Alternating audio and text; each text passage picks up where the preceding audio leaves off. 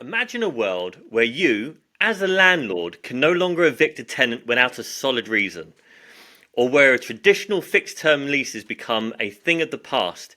This is the reality that the Renters Reform Bill is bringing. In today's video, we will break down the most significant changes to this bill and what it means for you as an investor. More importantly, we'll explore how savvy property investors can pivot and thrive in this new landscape. Whether it's tapping into social housing, exploring commercial properties, or mastering the art of property trading, there is a strategic shift happening. So stay tuned to learn how you can navigate and succeed in this evolving marketplace. So, welcome to this video all about the Renters Reform Bill. So look, it's no secret the UK property market is going through a huge shift at the minute, with the Renters Reform Bill right at the forefront of this transformation. It's set to reshape the private rental sector, and also the bill's going to introduce sweeping changes aimed at enhancing tenant rights and improving housing quality. But what does all of this mean for property investors and landlords? Will this mark the end of an era for the traditional buy-to-let model, or does it signal a new beginning?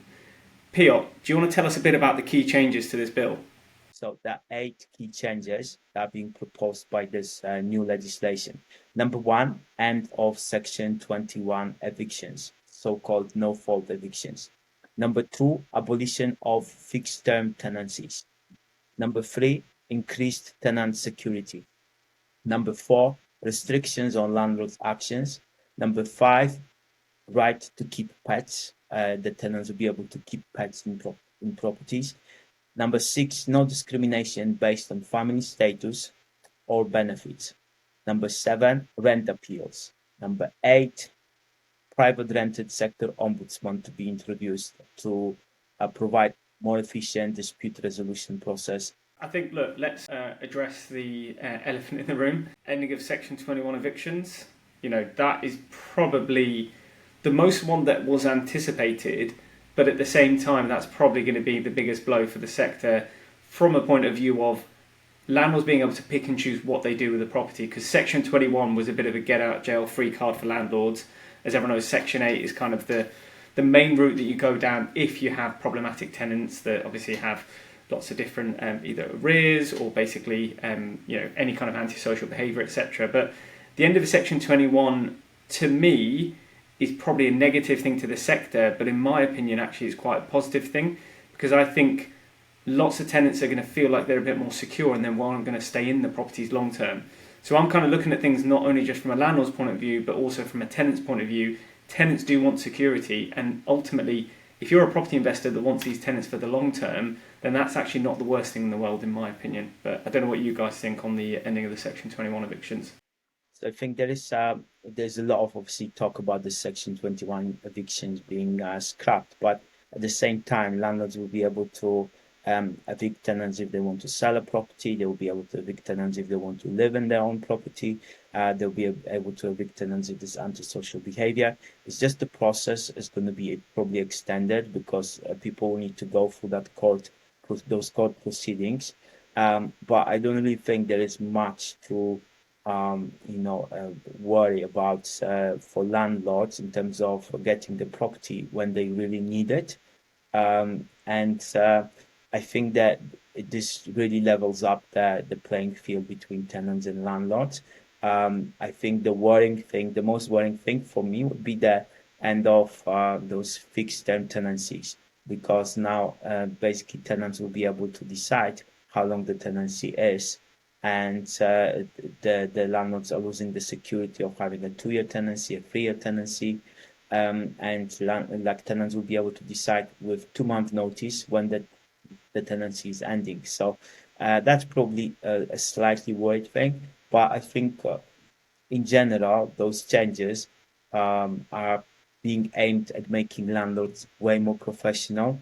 There will be more costs for landlords to comply with those regulations, and I think that's where everything is heading. Yeah, that's probably the biggest thing is how a valuation is going to be impacted, because look, ultimately valuations are going to be impacted by how easily you can get a property vacated and then obviously sold, because that's obviously what banks would do.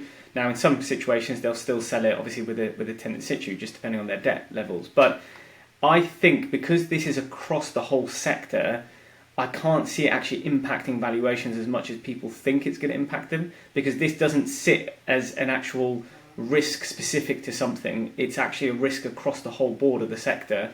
So the reality is, I think it becomes basically an even playing field when it comes to valuations. That's how I look at it, in my opinion. Obviously, the student market is going to take a big hit, because ultimately student tenancies are either running at sort of 48 weeks or 51 weeks. And basically students pay for around about 2 or 3 months worth of rent that they don't actually stay in the properties to, unless they get summer jobs and stuff like that. So I think student market is going to be an interesting one to see, because ultimately people are probably only going to end up with, sort of 8 to 9 months worth of tenancies, rather than sort of the traditional 48 and 51 weeks. So it'd be interesting to see what happens in the student market.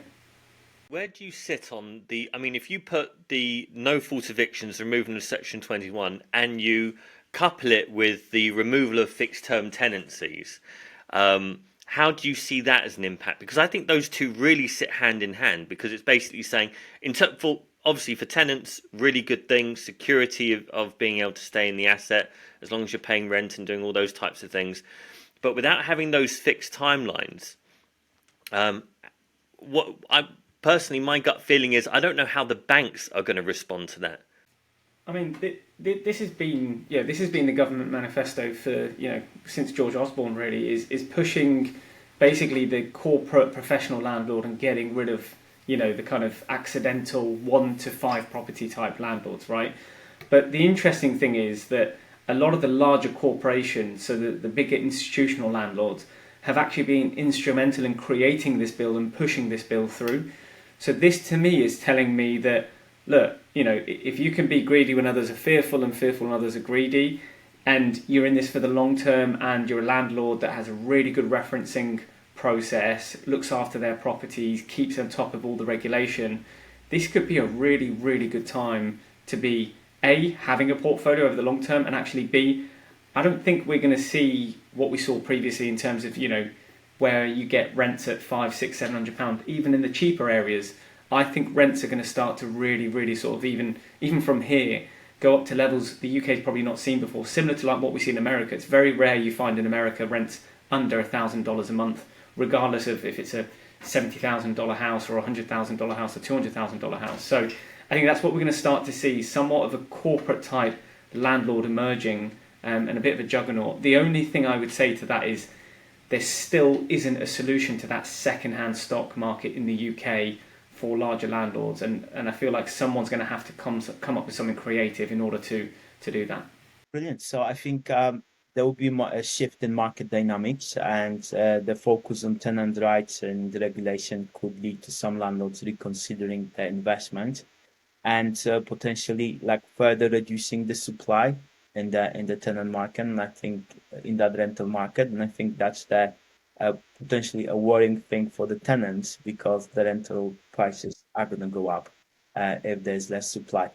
So all this, even though it is like saying that it's the tenant rights and helping the tenants, the key thing that would help the tenants is more stock and more more rental supply, because that effectively would bring down prices or keep them at the level that are manageable.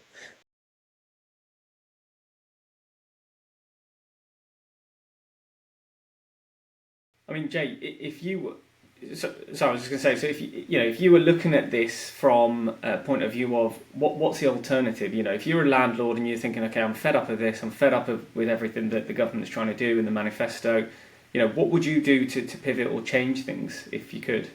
I think there are a fair few options, and one of them would probably be to look at probably development. It was something that was quite popular when there were changes to landlord and tenant rights, in 2016, 2018. And a lot of people just flooded the auction market, just as bringing it round to my experience, buying up plots of land that, were for like land banking or maybe commercial premises, and thinking, well, I have property experience. The investors would be telling themselves, how different can development be? Well, it's a completely different language. So I think a lot of people learned a lot of lessons from that, and I don't believe transitioning from being a landlord to a developer is an easy path, and I don't think it will be one that many will tread. The social housing element, I think, is really very interesting, but I fully expect with the issues that we've seen with home REIT and others that there's going to be a lot more compliance brought into that sector very, very soon. There's been a lot of corporations, banks, pension funds that have been embarrassed by that situation. I think that will drive a lot of change very, very quickly. So whilst it's a really good option for people that are looking, that are landlords for the sake of providing good quality homes for people, not just people trying to get rich quick by owning assets and getting income and all that kind of stuff, I think social housing is a very good option. But quite biased, in my true opinion, is I think flipping and trading is something that's going to be super valuable. My gut feeling is that these legislations are brought in to reduce the number of renters in the country. The idea here is to make more and more people homeowners. And with that secondary stock, aged stock, where it needs full renovation, it needs to be made habitable and house ready, home ready even, then I think that's the skill set of a trader and a flipper, to trade assets that are off market to bring them to the market, and then for a flip artist to come in, make them beautiful, and then make them available to a wider audience. And I think you're right. You're going to see rents going up because of this. I think banks are going to reduce their LTVs and probably increase their rates, because a tenant could want to live there for 5 years or get bored and move after 6 months. And I think there is a risk management element for the banks on that, for lendability purposes. But I think this is really going to stir the pot. But again, completely biased, I think the real direction for landlords, and here's the thing, landlords have a brilliant skill. Landlords know how to buy. They may not know how to sell. A lot of landlords have been against that for many, many years. But it's a very easy skill to pick up once you start flexing that muscle. So I think trading, I think flipping, I think that's the future, that's the direction. Leave the developers to do their magic and appeal this and go through this process and let it take 3 or 4 years to complete a development. And God bless them, let them have that fun. But if you're thinking this isn't the right environment for me, I still want to be involved in property, trading and flipping is the direction. Yeah, well, don't forget as well, when you're trading and flipping, you're open to a wider part of the market, owner-occupiers, you're open to people that want to do all sorts of stuff. Like you said, social housing, support living, that kind of circumvents the whole Renters Reform Bill because you're not using ASTs, and potentially commercial property as well. So it opens it up to quite a wide range of things versus just a landlord, which effectively becomes a one-trick pony where you just basically got a property that you let out on an AST. So yeah, I think we're going to see big changes. I'm not as bearish about the banks probably as you are, because I do think that they support the institutionalization of this. I think it would just take them a couple of months to kind of get their head around it and then realize that, ultimately they're led by valuers, and I just can't see valuers being too bearish on rented properties anyway, more than they've already been in the last couple of years. So yeah, kind of all in all, I think looks negative in terms of the headlines, but when you dive into it, it's actually not as bad as it looks on the surface. Yeah, I think also commercial property could be a really good place for people to pivot towards, because at the moment commercial property is quite downvalued because of the interest rate. And if landlords will have cash from selling the properties, the residential properties, and they don't want the residential burden of all the legislation, then commercial property is quite a good place to be.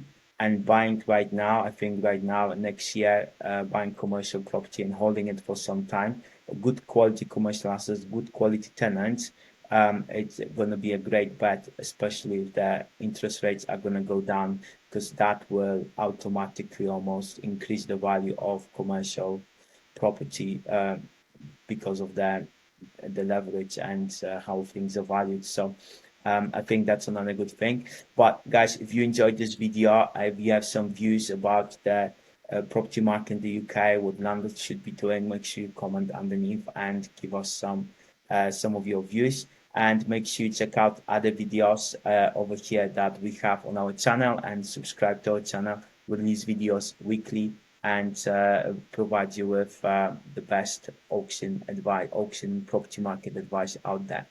So see you in the next episode. Right.